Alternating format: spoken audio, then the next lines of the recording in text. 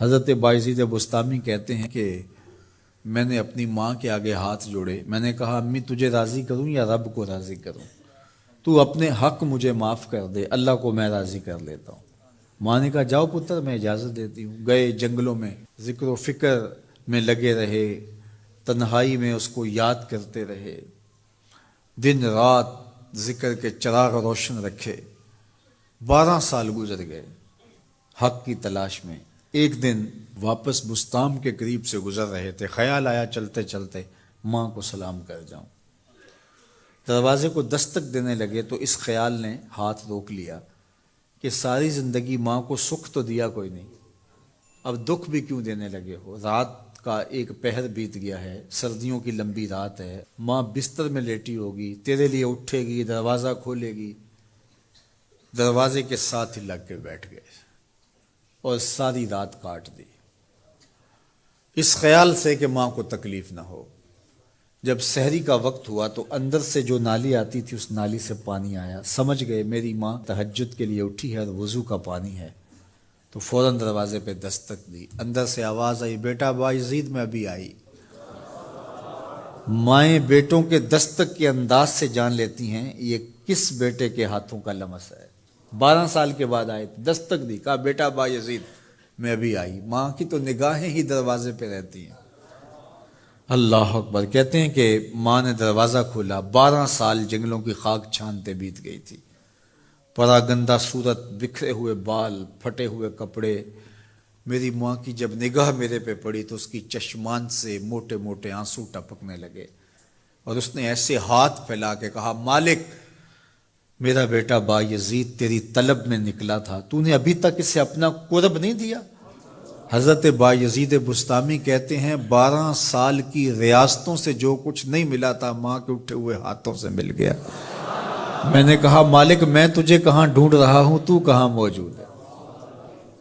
تو ماں باپ کی رضا اللہ کی رضا کا دروازہ کھولتی ہے۔ جن لوگوں کے ماں باپ ناراض ہیں اور وہ جا کے پیر صاحب کی خدمت کرتے ہیں، اور میاں ماں کے قدم چومو، باپ کی ٹانگیں دباؤ، ان کی خدمت کرو، تمہارے پہلے مرشد وہ ہیں، ان کو راضی کرو، پھر کسی شیخ کامل کی صحبت میں آنا، دیکھو کیسے دل کی بند کھڑکیاں کھلتی ہیں۔ ایک مرشد تو ناراض کر رہا ہے اور دوسرے مرشد سے تمہیں کیا ملے گا؟ تو راستہ یہیں سے کھلے گا۔ والدین کو کبھی ناراض نہ کرو، والدین کو کبھی دکھ نہ دو، والدین کو کبھی تکلیف نہ پہنچاؤ، اور والدین کو بھی چاہیے کہ اپنی اولاد کو اپنا نافرمان نہ بنائے۔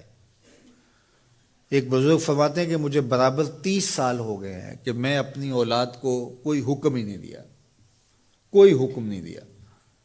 کوئی چیز مجھے چاہیے بھی ہوتی ہے تو میں بصیغہ امر نہیں کہتا، بلکہ ایسے ہی بات کر رہی، پانی چاہیے تو یہ نہیں کہتا بیٹا پانی لے کر آؤ، میں ویسے کہتا ہوں پیاس لگی ہوئی ہے، تو اگر وہ سمجھ جائے اور وہ خود لے آئے تو اچھی بات ہے، لیکن اگر وہ نہ لائے تو میں نے اس کو حکم ہی نہیں دیا، امر ہی نہیں کیا، تو اس امر کی مخالفت ہی لازم نہیں آئے گی۔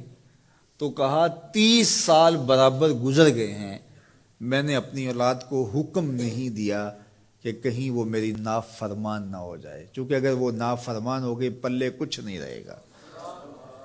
جو اولادیں ماں باپ کی نافرمان ہوتی ہے وہ ہوا میں بھی اڑیں، وہ چرخ پہ بھی جھولیں، وہ زمین پہ گرنے والی ہوتی ہیں، کبھی کامیاب نہیں ہو سکتی وہ اولادیں جو ماں باپ کی گستاخ، بے ادب اور نافرمان ہوتی ہیں۔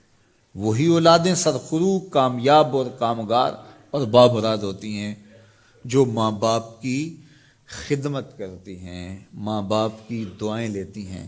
وہ ایک بچہ ماں باپ کے پاؤں دبا رہا تھا، تو ایک بچہ ایک بر اعظم میں، دوسرا دوسرے بر اعظم میں، تیسرا تیسرے بر اعظم میں بڑے بڑے کاروبار کر رہا تھا۔